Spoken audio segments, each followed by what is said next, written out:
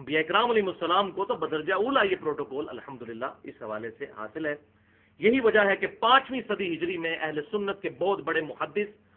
اور کئی احادیث کی کتابوں کے مؤلف، بلکہ ان سے زیادہ کسی نے احادیث کتابوں میں جمع نہیں کی،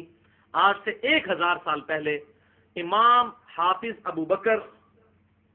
احمد بن حسین بن علی البیہقی المتوفى 458 ہجری، انہوں نے مستقل ایک کتاب لکھی ہے 21 احادیث کا مجموعہ حیات الانبیاء فی قبورہم، نبی اپنی قبروں کے اندر زندہ ہیں، اور اس میں وہ کئی احادیث لے کر آئے، کچھ صحیح بھی ہیں کچھ ضعیف بھی ہیں۔ پہلے نمبر پہ وہی حدیث لے کر آئے جو مسند ابی یعلا میں انٹرنیشنل نمبرنگ کے مطابق 3425 نمبر حدیث موجود ہے۔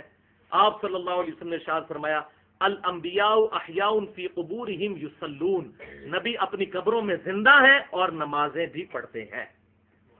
اور اس کی سپورٹ میں پھر امام بھائی 7ویں اور 8ویں نمبر پر صحیح مسلم کی 2 حدیثیں لے کر آئے، انٹرنیشنل نمبرنگ کے مطابق 6156 اور 6157 صحیح مسلم کی، کہ نبی صلی اللہ علیہ وسلم کہتے ہیں کہ میں نے شب معراج موسیٰ علیہ السلام کو سرخ ٹیلے کے پاس اپنی قبر میں نماز پڑھتے ہوئے دیکھا۔ تو امام بھائی اس کو دلیل کے طور پر لے کر آئے الحمدللہ، اور پھر انہوں نے اس کتاب کو کنکلوڈ کرتے ہوئے اپنا عقیدہ بالکل واضح الفاظ کے اندر لکھ دیا، جس میں کوئی ایمبیگوٹی ہے ہی نہیں، کوئی مشابہ لگ ہی نہیں سکتا، جس کو میں ذرا وہ پنجابی میں کہتا ہوں بالکل ننگی بات انہوں نے کر دی، کوئی ابہام رہی نہیں، کوئی ایمبیگوٹی رہی نہیں۔ اس کتاب کے اینڈ پہ حیات الانبیاء فی قبورہم امام بھیکی نے، اور اسی کو امام ابن حجر عسقلانی رحمہ اللہ المتوفى 852 ہجری، انہوں نے صحیح بخاری کی شرح جو شورا آفاق شرح ہے فتح الباری، اس میں صحیح بخاری کی حدیث نمبر 3441 کی شرح میں بھی اسی کتاب کو دلیل بنایا انبیاء کرام علیہ السلام کی زندگی پر قبروں کے اندر۔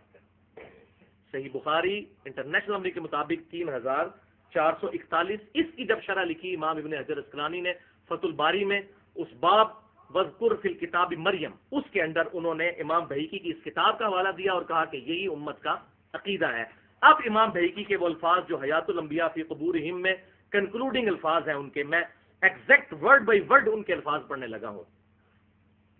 اور یہ صحیح ہے کہ بے شک اللہ جل ثنا نے انبیاء کرام علیہ السلام پر ان کی روحیں لوٹا دی ہیں، اور اب وہ اپنے پروردگار کے نزدیک شہداء کی طرح زندہ ہیں، ان کی روحیں ان پر لوٹا دی ہیں۔ اب پھر یہی امام بہیقی نے کتاب لکھی ہے عقیدوں کے اوپر الاعتقاد کے نام سے الگ سے،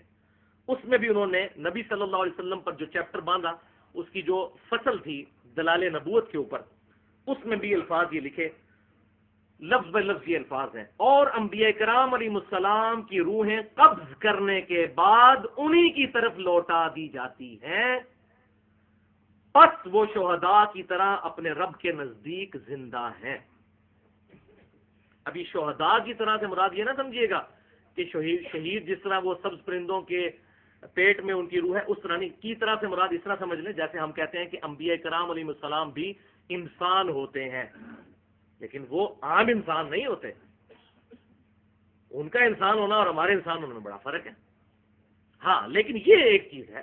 کہ وہ بھی انسان ہم بھی انسان، باقی جو کیفیت اور فضائل تو کوئی کمپیریزن ہی نہیں ہے۔ تو کی طرح سے مراد ہے کہ جس طرح وہ بھی زندہ یہ بھی زندہ، اور امام صاحب کی کتاب خود ہی بتا رہی ہے حیات الانبیاء فی قبورہم، نبی اپنی قبروں میں زندہ ہے۔ اس کے اوپر ذرا غور کیجیے، اور یہ قبروں میں زندگی جسمانی بھی ہے اور روحانی بھی، لیکن اس کی کیفیت کیا ہے؟ دنیاوی نہیں ہے، برزخی ہے۔ یہاں سے پھر اختلاف شروع ہو جاتا ہے، اور وہ اختلاف